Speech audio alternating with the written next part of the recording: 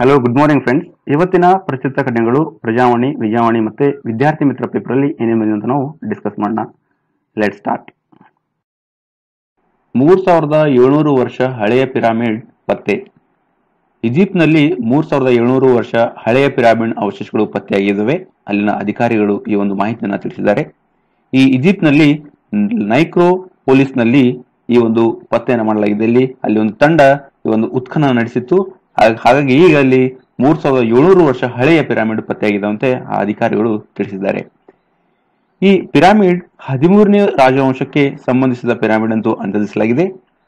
ಮತ್ತು ನೈಕ್ರೋಪೋಲಿಸ್ನಲ್ಲಿರುವ ಸ್ನೈಫರ್ ದೊರೆಯ ಪಿರಾಮಿಡ್ ನ ಬಳಿ ಈ ಪಿರಾಮಿಡ್ ಒಂದು ಪತ್ತೆಯಾಗಿದೆ. ಮತ್ತೆ ಅದರ ಅವಶೇಷಗಳು ಸಹಿತ ಅಲ್ಲಿ ಪತ್ತೆಯಾಗಿದ್ದಾವಂತೆ. ನೈಕ್ರೋಪೋಲಿಸ್ ಅಂದ್ರೆ ಈಜಿಪ್ಟ್ನ ಅರಮನೆ ಸಭಾಸದರು ಉನ್ನತ ಅಧಿಕಾರಿಗಳನ್ನು ಶವ ಸಂಸ್ಕಾರ ನಡೆಸುವ ಸ್ಥಳವನ್ನ ನೈಕ್ರೋಪೋಲಿಸ್ ಎಂದು ಕರೀತಾರೆ. ಅಂದ್ರೆ ಈ ಈಜಿಪ್ಟ್ನ ಅರಮನೆ ಏನ್ ಸಭಾಸದರು ಅದರ ಮತ್ತೆ ಉನ್ನತ ಅಧಿಕಾರಿಗಳದರ ಅವರು ಶವ ಸಂಸ್ಕಾರಕ್ಕೆ ನಡೆಸುವ ಒಂದು ಏನು ಸ್ಥಳ ಇದೆ ಆ ಸ್ಥಳನ ನೈಕ್ರೋಪೋಲಿಸ್ ಎಂದು ಕರೆಯಲಾಗುತ್ತೆ. ಜಪಾನ್ ಸಂಸತ್ನಲ್ಲೂ ಯೋಗ ಕ್ಲಬ್. ನಮ್ಮ ಭಾರತದ ಯೋಗ ಇದೀಗ ಜಪಾನ್ ಸಂಸತ್ನಲ್ಲೂ ಪರಿಚಯನ ಮಾಡಲಾಗಿದೆ. ಅಲ್ಲಿನ ಸಂಸದರು ಯೋಗ ಕ್ಲಬ್ನ ಸದಸ್ಯರಾಗಿದ್ದಾರೆ. ಈ ಕ್ಲಬ್ನ ಮುಖ್ಯಸ್ಥರು ಭಾರತ್ ಜಪಾನ್ ಸಂಸದರ ಸ್ನೇಹಿತ್ ಲೀಗ್ನ ಮುಖ್ಯಸ್ಥ ಹೋನ್ ಹೊಸೋಡ್ ಹಿರೋಯಿಕಿ ಅವರು. ಈ ಯೋಗದಿಂದ ನಮ್ಮ ವೈಯಕ್ತಿಕಕ್ಕೆ ಬಹಳ ಉಪಯೋಗಗಳಿದ್ದಾವೆ. ನಮ್ಮ ನೆಮ್ಮದಿ, ಮಾನಸಿಕ ನೆಮ್ಮದಿ ಮತ್ತು ಒತ್ತಡವನ್ನ ಕಡಿಮೆ ಮಾಡಲು ಈ ಒಂದು ಯೋಗ ಸಹಕಾರಿಯನ್ನ ಮಾಡುತ್ತೆ. ಹಾಗಾಗಿ ಭಾರತದ ಯೋಗ ಈಗ ಜಪಾನ್ ಸಂಸತ್ನಲ್ಲೂ ಪರಿಚಯನ ಮಾಡಲಾಗಿದೆ. ನರ ನಿಷ್ಕ್ರಿಯಗೊಳಿಸುವ ವಿಷ ಬಳಕೆ ವಿಶ್ವ ಆರೋಗ್ಯ ಸಂಸ್ಥೆ. ಈ ಸಿರಿಯಾದ ಖಾನ್ ಶೇಖ್ ಹೌನ್ ಪಟ್ಟಣದ ಮೇಲೆ ರಾಸಾಯನಿಕ ದಾಳಿ ನಡೆದಿತ್ತು. ಆ ರಾಸಾಯನಿಕ ದಾಳಿಯನ್ನ ಈಗ ವಿಶ್ವ ಸಂಸ್ಥೆಯವರು ಅದನ್ನ ಪರೀಕ್ಷಣೆ ಮಾಡಿದಾಗ, ಅದನ್ನ ಸಂಶೋಧನೆ ಮಾಡಿದಾಗ ರಾಸಾಯನಿಕ ದಾಳಿಗೆ ಒಳಗಾದವರ ಲಕ್ಷಣವನ್ನ ಗಮನಿಸಿದರೆ ನರಮಂಡಲವನ್ನ ನಿಷ್ಕ್ರಿಯಗೊಳಿಸುವ ಸಾಮರ್ಥ್ಯದ ವಿಷವನ್ನ ಬಳಸಲಾಗಿದೆ ಅಂತ ವಿಶ್ವ ಆರೋಗ್ಯ ಸಂಸ್ಥೆಯವರು ತಿಳಿಸಿದ್ದಾರೆ. ಇದರಿಂದ ಮಾನವನ ದೇಹದ ಹೊರಭಾಗದಲ್ಲಿ ಗಾಯಗಳನ್ನ ಕಾಣಿಸುತ್ತವೆ ಮತ್ತು ಅವನಿಗೆ ಉಸಿರಾಟದ ಸಮಸ್ಯೆಯನ್ನ ಬರುತ್ತೆ. ಇದರಿಂದಾಗಿ ಸಾವನ್ನ ತರುತ್ತಂತ ಈ ಮಾಹಿತಿಯನ್ನ ವಿಶ್ವ ಆರೋಗ್ಯ ಸಂಸ್ಥೆ ಹೇಳಲಾಗಿದೆ. ಅದೇ ರೀತಿ ಈ ನರ್ವ್ ಏಜೆಂಟ್, ಈ ನರಮಂಡಲ ನಿಷ್ಕ್ರಿಯಗೊಳಿಸುವ ಸಾಮರ್ಥ್ಯದ ವಿಷ, ಇದರಲ್ಲಿ ಆರ್ಗೊನೋಫೋರಸ್ ರಾಸಾಯನಿಕ ಒಂದು ವೇಳೆ ಸೇವಿಸಿದಾಗ ಹಲವಾರು ಒಂದು ಲಕ್ಷಣಗಳು, ಅಂದ್ರೆ ಈ ರೀತಿಯ ಒಂದು ಲಕ್ಷಣಗಳನ್ನ ಕಂಡುಕೊಳ್ತವೆ. ಅದೇ ರೀತಿ ಈ ಸಿರಿಯಾದಲ್ಲಿ ದಾಳಿಯನ್ನ ನಡೀತದೆ. ಈ ಸಿರಿಯಾದ ಮಿತ್ರ ದೇಶಗಳಾದ ರಷ್ಯಾ, ಇರಾನ್ ಅವರು ಈ ಒಂದು ಸಾವಿನ ಒಂದು ನೈತಿಕ ಹೊಣೆಯನ್ನ ಅವರು ಹೊರಬೇಕಾಗಿತ್ತು ಅಂತ ಅಮೆರಿಕವನ್ನು ಹೇಳಿದೆ. ದೇಶದಲ್ಲಿದ್ದಾರೆ 63% ಧೂಮಪಾನಿಗಳು. 63% ಧೂಮಪಾನಿಗಳು ನಮ್ಮ ದೇಶದಲ್ಲಿದ್ದಾರಂತೆ. ಇಡೀ ಜಗತ್ತಿನಲ್ಲಿ ಸಾಯುವ 10 ಮಂದಿ ಪೈಕಿ ಒಬ್ಬನ ಸಾವು ಧೂಮಪಾನದಿಂದ ಆಗುತ್ತೆ. ಈ ನಮ್ಮ ಭಾರತ ದೇಶದಲ್ಲಿ ಅರ್ಧಕ್ಕಿಂತ ಹೆಚ್ಚು ಮಂದಿ ಧೂಮಪಾನಿಗಳನ್ನ ಹೊಂದಿದ್ದಾರೆ ಮತ್ತು ಅತಿ ಹೆಚ್ಚು ಮಂದಿ ಮೃತಪಡುವ ರಾಷ್ಟ್ರಗಳ ಪಟ್ಟಿಯಲ್ಲಿ 4ನೇ ಸ್ಥಾನವನ್ನ ನಮ್ಮ ಭಾರತ ಪಡೆದುಕೊಂಡಿದೆ. ಈ ವಿಶ್ವ ಆರೋಗ್ಯ ಸಂಸ್ಥೆ 2005ರಲ್ಲಿ ತಂಬಾಕು ನಿಯಂತ್ರಣ ಸಮಾವೇಶವನ್ನ ಕೈಗೊಂಡಿತ್ತು. ಆ ತಂಬಾಕು ನಿಯಂತ್ರಣ ಸಮಾವೇಶದಲ್ಲಿ ಕೆಲವು ನಿರ್ಣಯಗಳನ್ನ ಬಿಡುಗಡೆಯನ್ನ ಮಾಡಿತ್ತು. ಆ ನಿರ್ಣಯಗಳು ನಮ್ಮ ಭಾರತನೂ ಅನ್ವಯ ಮಾಡುತ್ತೆ. ಆದರೂ ಸಹಿತ ನಮ್ಮ ಭಾರತದಲ್ಲಿ ಪ್ರತಿನಿತ್ಯ 5500 ಯುವಕರು ತಂಬಾಕು ಚಟ ಕಲಿಯುತ್ತಾರಂತೆ. 35% ಮಂದಿ ಯುವ ಸಮುದಾಯದ ಜನಗಳು ಯಾವುದೋ ಒಂದು ರೀತಿಯಲ್ಲಿ ತಂಬಾಕನ್ನ ಸೇವನೆ ಮಾಡ್ತಾರೆ.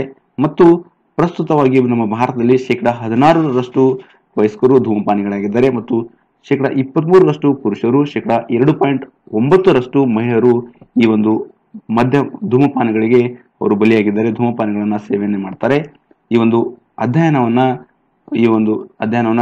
ಒಂದು ಮಾಹಿತಿಯನ್ನ ತಿಳಿದು ಬಂದಿದೆ. ಭ್ರಷ್ಟಾಚಾರದಲ್ಲಿ ಭಾರತಕ್ಕೆ 9ನೇ ರ್ಯಾಂಕ್. ಈ ನಮ್ಮ ಭಾರತವು ಬಿಸಿನೆಸ್ ವಲಯದ ಭ್ರಷ್ಟಾಚಾರದಲ್ಲಿ 9ನೇ ರ್ಯಾಂಕ್ ಅನ್ನ ಪಡೆದುಕೊಂಡಿದೆ. ಒಂದು ಸಮೀಕ್ಷೆಯ ಪ್ರಕಾರ ಟೋಟಲ್ ಆಗಿ 41 ದೇಶಗಳ ಸಮೀಕ್ಷೆ ನಡೆಸಲಾಗಿತ್ತು. ಆ 41 ದೇಶಗಳ ಪೈಕಿ ಭಾರತ 9ನೇ ರ್ಯಾಂಕ್ ಅನ್ನ ಪಡೆದಿದೆ. ಇದರಲ್ಲಿ ಹೆಚ್ಚು ಭ್ರಷ್ಟ ರಾಷ್ಟ್ರಗಳು ಉಕ್ರೇನ್, ಸೈಪ್ರಸ್, ಗ್ರೀಸ್, ಕಿನ್ಯಾ, ಹಂಗೇರಿ, ದಕ್ಷಿಣ ಆಫ್ರಿಕಾ ನಂತರ ಭಾರತವಿದೆ. ಅಂದ್ರೆ 41 ದೇಶಗಳ ಪೈಕಿ 9ನೇ ರ್ಯಾಂಕ್ ಅನ್ನ ನಮ್ಮ ಭಾರತವನ್ನು ಪಡೆದುಕೊಂಡಿದೆ. ಈ ಒಂದು ಸಮೀಕ್ಷೆ fraud investigation and dispute service ಸಂಸ್ಥೆ ನಡೆಸಿದೆ. ಟೋಟಲ್ ಆಗಿ 49 ದೇಶಗಳು ನಡೆಸಲೇ 9ನೇ ರ್ಯಾಂಕ್ ನಮ್ಮ ಭಾರತವನ್ನ ಪಡೆದುಕೊಂಡಿದೆ. 64ನೇ ರಾಷ್ಟ್ರೀಯ ಸಿನಿಮಾ ಪ್ರಶಸ್ತಿ ನಿನ್ನೆ ಪ್ರಕಟವಾಗಿದೆ. ಇದರಲ್ಲಿ ಮರಾಠಿಯ ಕಸಾವಾ ಚಿತ್ರಕ್ಕೆ ಅತ್ಯುತ್ತಮ ಚಿತ್ರ ಪ್ರಶಸ್ತಿಯನ್ನ ದೊರೆತಿದೆ. ಹಿಂದಿಯ ರುಸ್ತುಂ ಚಿತ್ರದ ಅಭಿನಯಕ್ಕಾಗಿ ಅಕ್ಷಯ್ ಕುಮಾರ್ ಅವರಿಗೆ ಅತ್ಯುತ್ತಮ ನಟ ಪ್ರಶಸ್ತಿಯನ್ನ ದೊರೆತಿದೆ ಮತ್ತು ಮಲಯಾಳಂನ ಸುರಭಿ ಅವರಿಗೆ ಮಿನ್ನಾ ಮಿನುಂಗು ಚಿತ್ರದ ನಟನೆಗಾಗಿ ಅತ್ಯುತ್ತಮ ನಟಿ ಪ್ರಶಸ್ತಿಯನ್ನ ಪಡೆದುಕೊಂಡಿದ್ದಾರೆ. ಅವರು ನಮ್ಮ ಕನ್ನಡದಲ್ಲಿ ನಿಖಿಲ್ ಮಂಜು ನಿರ್ದೇಶನದ ರಿಸರ್ವೇಶನ್ ಪ್ರಾದೇಶಿಕ ವಿಭಾಗದಲ್ಲಿ ಅತ್ಯುತ್ತಮ ಕನ್ನಡ ಚಿತ್ರ ಪ್ರಶಸ್ತಿಗೆ ಪಾತ್ರವಾಗಿದೆ. ಅದೇ ರೀತಿ ಅಲ್ಲಮ ಚಿತ್ರಕ್ಕೆ ಸಂಗೀತ ನೀಡಿದ ಬಾಬು ಪದ್ಮನಾಭ್ ಅವರಿಗೆ ಅತ್ಯುತ್ತಮ ಹಿನ್ನೆಲೆ ಸಂಗೀತ ನಿರ್ದೇಶನ ಪ್ರಶಸ್ತಿಯನ್ನ ಬಂದಿದೆ. ಇದೇ ಚಿತ್ರಕ್ಕಾಗಿ ಅಲ್ಲಮ ಚಿತ್ರಕ್ಕಾಗಿ MK ರಾಮಕೃಷ್ಣ ಅವರಿಗೆ ಅತ್ಯುತ್ತಮ ಪ್ರಸಾಧನ ಅಂದ್ರೆ ಅತ್ಯುತ್ತಮ ಮೇಕಪ್ ಪ್ರಶಸ್ತಿಯನ್ನ ಅವರಿಗೆ ದೊರೆತಿದೆ. ಇಲ್ಲಿ ಇಂಪಾರ್ಟೆಂಟ್ ಆಗಿ ನೆನ್ಪಿಟ್ಕೊಳ್ಳೋದು, ನಮ್ಮ ಕರ್ನಾಟಕದಲ್ಲಿ ನಮ್ಮ ಕನ್ನಡ ಚಲನಚಿತ್ರ ಅಂದ್ರೆ ಅಲ್ಲಮ ಚಿತ್ರಕ್ಕೆ ಸಂಗೀತ ನೀಡಿದ ಬಾಬು ಪದ್ಮನಾಭ್ ಅವರಿಗೆ ಅತ್ಯುತ್ತಮ ಹಿನ್ನೆಲೆ ಸಂಗೀತ ನಿರ್ದೇಶನ ಪ್ರಶಸ್ತಿಯನ್ನ ಬಂದಿದೆ. ಅದು ಒಂದು. ಇನ್ನೊಂದು MK ರಾಮಕೃಷ್ಣ ಅವರಿಗೆ ಅತ್ಯುತ್ತಮ ಪ್ರಸಾಧನ ಪ್ರಶಸ್ತಿ ಮೇಕಪ್ ಪ್ರಶಸ್ತಿ ಈ ಅಲ್ಲಮ ಚಿತ್ರಕ್ಕೆ ಅವರು ಪಡೆದುಕೊಂಡಿದ್ದಾರೆ. ಅದೇ ರೀತಿ ಈ ಒಂದು 64ನೇ ರಾಷ್ಟ್ರೀಯ ಸಿನಿಮಾ ಪ್ರಶಸ್ತಿಯಲ್ಲಿ ಅತ್ಯುತ್ತಮ ನಟ ಪ್ರಶಸ್ತಿ ಅಕ್ಷಯ್ ಕುಮಾರ್ ಹೋಗಿದೆ. ಅಕ್ಷಯ್ ಕುಮಾರ್ ಅವರು ರುಸ್ತುಂ ಚಿತ್ರದಲ್ಲಿ ಅಭಿನಯಿಸಿದ್ರು. ಆ ಒಂದು ಚಿತ್ರದ ಅಭಿನಯಕ್ಕಾಗಿ ಅಕ್ಷಯ್ ಕುಮಾರ್ ಅವರಿಗೆ ಅತ್ಯುತ್ತಮ ನಟ ಪ್ರಶಸ್ತಿಯನ್ನ ಅವರು ಪಡೆದುಕೊಂಡಿದ್ದಾರೆ ಮತ್ತು ಅತ್ಯುತ್ತಮ ನಟಿ ಪ್ರಶಸ್ತಿಯನ್ನ ಈ ಮಲಯಾಳಂನ ಸುರಭಿ ಅವರಿಗೆ ಮಿನ್ನು ಮಿನುಂಗು ಎಂಬ ಚಿತ್ರದ ನಟನೆಗಾಗಿ ಅವರಿಗೆ ಪ್ರಶಸ್ತಿಯನ್ನ ದೊರೆತಿದೆ. ಇವು ನೆನ್ಪಿಟ್ಕೊಡ್ರಿ. ಓಕೆ. 105ನೆಯ ವಿಜ್ಞಾನ ಕಾಂಗ್ರೆಸ್, 105ನೆಯ ಭಾರತೀಯ ವಿಜ್ಞಾನ ಕಾಂಗ್ರೆಸ್ ಇದು ಹೈದರಾಬಾದ್ನ ಉಸ್ಮಾನಿಯಾ ವಿಶ್ವವಿದ್ಯಾಲಯದಲ್ಲಿ ಆಯೋಜಿಸಲಾಗುವುದು ಎಂದು ಭಾರತೀಯ ವಿಜ್ಞಾನ ಕಾಂಗ್ರೆಸ್ ಅಸೋಸಿಯೇಷನ್ನ ಅಧ್ಯಕ್ಷರಾದ ಅಚ್ಯುತ್ ಸಮಂತ ಅವರು ತಿಳಿಸಿದ್ದಾರೆ. ಮತ್ತು 104ನೇ ಭಾರತೀಯ ವಿಜ್ಞಾನ ಕಾಂಗ್ರೆಸ್ ಇದು 2017 ಜನವರಿ 3ರಿಂದ ಜನವರಿ 7ರವರೆಗೆ ತಿರುಪತಿಯಲ್ಲಿ, ಆಂಧ್ರ ಪ್ರದೇಶದ ತಿರುಪತಿಯಲ್ಲಿ ನಡೆದಿತ್ತು. ಈಗ ಮುಂದಿನ ವರ್ಷ ಅಂದ್ರೆ 2018ರ ಜನವರಿ 3ರಿಂದ 7ರವರೆಗೆ ಈ ಒಂದು 105ನೇ ವಿಜ್ಞಾನ ಕಾಂಗ್ರೆಸ್, ಭಾರತೀಯ ವಿಜ್ಞಾನ ಕಾಂಗ್ರೆಸ್ ಹೈದರಾಬಾದ್ನ ಉಸ್ಮಾನಿಯಾ ವಿಶ್ವವಿದ್ಯಾಲಯದಲ್ಲಿ ನಡೆಯಲಿದೆ, ಆಯೋಜಿಸಲಾಗುವುದು ಅಂತ ಭಾರತೀಯ ವಿಜ್ಞಾನ ಕಾಂಗ್ರೆಸ್ ಅಸೋಸಿಯೇಷನ್ ಅಧ್ಯಕ್ಷ ಅಚ್ಯುತ್ ಸಮಂತ್ ಅವರು ತಿಳಿಸಿದ್ದಾರೆ. ಶಿವಕುಮಾರ್ ಶ್ರೀಗಳಿಗೆ ಮಹಾವೀರ್ ಶಾಂತಿ ಪ್ರಶಸ್ತಿ, ಮಲ್ಲಿಕಾ ಘಂಟಿ ಅವರಿಗೆ ಅಕ್ಕ ಮಹಾದೇವಿ ಪ್ರಶಸ್ತಿಯನ್ನ ದೊರೆತಿದೆ.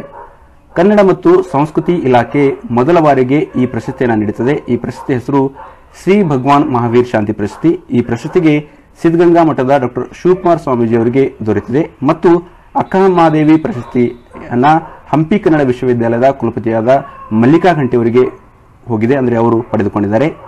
ಈ ಎರಡೂ ಪ್ರಶಸ್ತಿಗಳು ತಲಾ 3 ಲಕ್ಷ ನಗದು ಮತ್ತು ಒಂದು ಫಲಕವನ್ನು ಒಳಗೊಂಡಿರುತ್ತದೆ.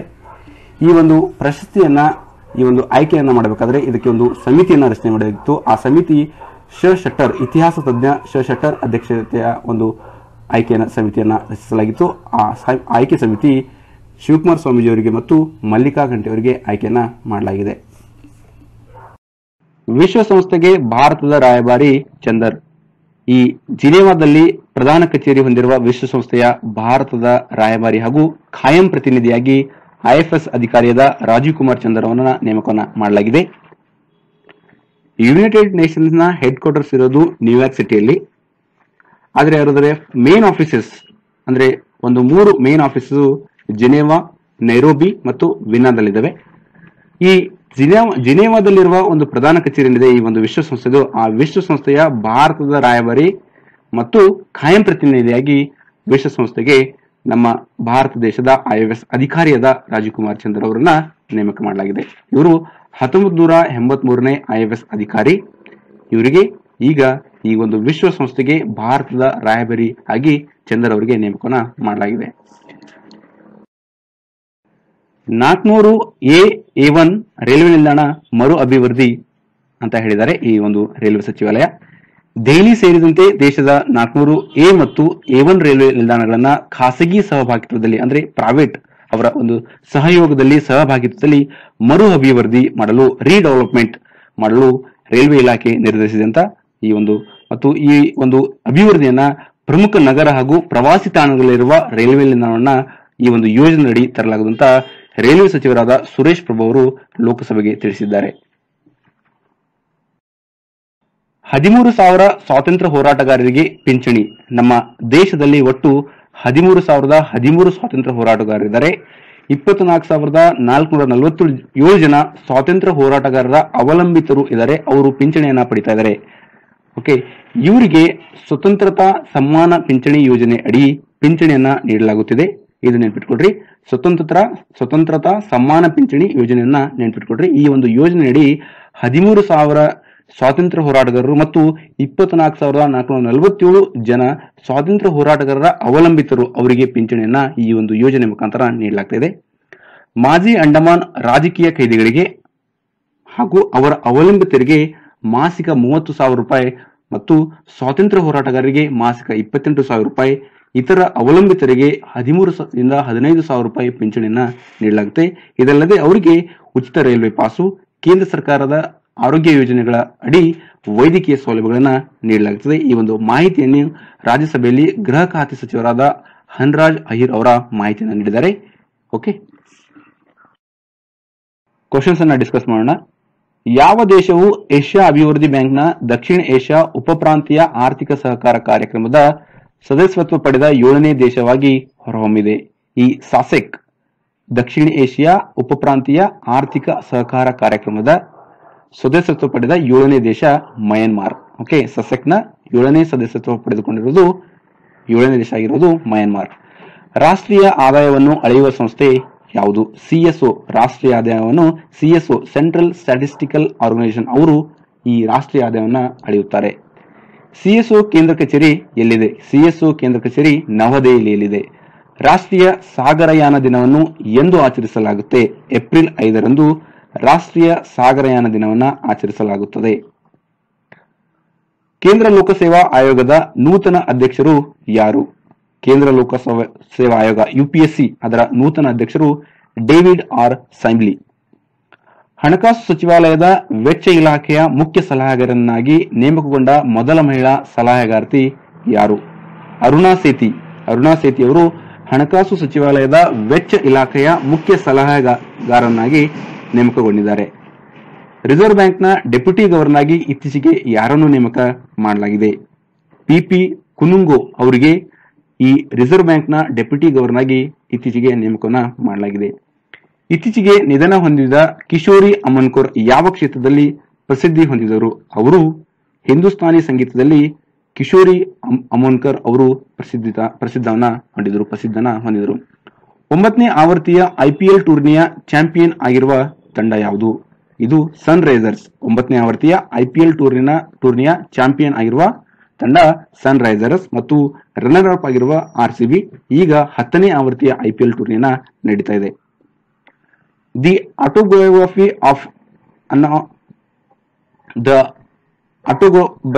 ಆಫ್ ಅನ್ನೌನ್ ಇಂಡಿಯನ್ ಇದು ಯಾರ ಕೃತಿಯಾಗಿದೆ? ಇದು ನೀರಜ್ C ಚೌಧರಿ ಅವರ ದ ಆಟೋಗ್ರಫಿ ಆಫ್ ಅನ್ನೌನ್ ಇಂಡಿಯನ್ ಒಂದು ಕೃತಿಯನ್ನ ಆಗಿದೆ. ಭಾರತದ ಸಂವಿಧಾನದ ಯಾವ ಅನುಚ್ಛೇದವು ವಿತ್ತ ಆಯೋಗವನ್ನು ಸ್ಥಾಪಿಸಬೇಕೆಂದು ತಿಳಿಸುತ್ತದೆ? ಭಾರತದ ಸಂವಿಧಾನದ ಅನುಚ್ಛೇದ 280ನೇ ಅನುಚ್ಛೇದ ವಿತ್ತ ಆಯೋಗದ ಸ್ಥಾಪಿಸಬೇಕೆಂದು ತಿಳಿಸುತ್ತದೆ. ವಿಶ್ವ ಆರೋಗ್ಯ ದಿನವನ್ನು ಎಂದು ಆಚರಿಸಲಾಗುತ್ತೆ? ಏಪ್ರಿಲ್ 7ರಂದು ವರ್ಲ್ಡ್ ಹೆಲ್ತ್ ಡೇ ವಿಶ್ವ ಆರೋಗ್ಯ ದಿನವನ್ನ ಆಚರಿಸಲಾಗುತ್ತೆ. ಕ್ಲೋರೋಫಿಲ್ ನಲ್ಲಿರುವ ಲೋಹ ಯಾವುದು? ಕ್ಲೋರೋಫಿಲ್ ಅಂದ್ರೆ ಪತ್ರಹರಿತು ನಲ್ಲಿರುವ ಲೋಹ ಯಾವುದು? ಮ್ಯಾಗ್ನೀಷಿಯಂ ಇರುತ್ತೆ ಕ್ಲೋರೋಫಿಲ್ ಅಲ್ಲಿ. Okay, thank you so much. ಒಂದು ವೇಳೆ ವಿಡಿಯೋ ಲೈಕ್ ಆದ್ರೆ ಪ್ಲೀಸ್ ಲೈಕ್ ಮಾಡ್ರಿ, ಶೇರ್ ಮಾಡ್ರಿ, ಸಬ್ಸ್ಕ್ರೈಬ್ ಮಾಡ್ರಿ ಮತ್ತೆ ಕಮೆಂಟ್ ಮಾಡ್ರಿ. PPT ಡೌನ್ಲೋಡ್ ಮಾಡಬೇಕಾದ್ರೆ ನಾನು ಫ್ರಂಟ್ ಪೇಜ್ ಅಲ್ಲಿ ಲಿಂಕ್ಸ್ ಅನ್ನ ಅಲ್ಲಿ ಪ್ರೊವೈಡ್ ಮಾಡಿದ್ದೀನಿ. ಫೇಸ್ಬುಕ್ ಲಿಂಕು, ಟೆಲಿಗ್ರಾಮ್ ಲಿಂಕು ಮತ್ತೆ ಯೂಟ್ಯೂಬ್ ಡಿಸ್ಕ್ರಿಪ್ಷನ್ ಬಾಕ್ಸ್ ನಲ್ಲಿ ನಾನು ಸಹಿತ ಲಿಂಕ್ ಅನ್ನ ಕೊಡಲಾಗ್ತಿದೆ. ಅಲ್ಲಿ ಸಹಿತ ನೀವು ಹೋಗಿ ಈ PPT ಅನ್ನ ನೀವು ಡೌನ್ಲೋಡ್ ಮಾಡ್ಕೋಬಹುದು. Thank you so much.